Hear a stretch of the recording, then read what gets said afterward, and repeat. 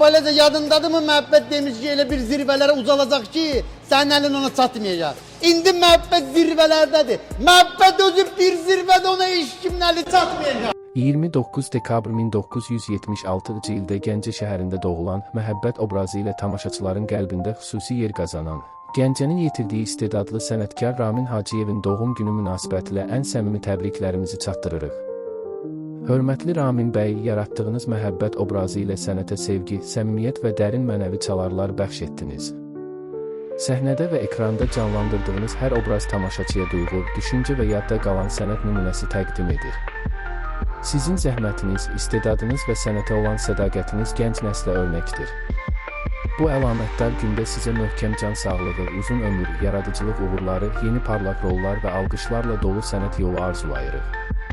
Qoy həyatınız hər zaman sevgi, ilham və uğurla müşayiət olunsun. Doğum gününüz mübarək.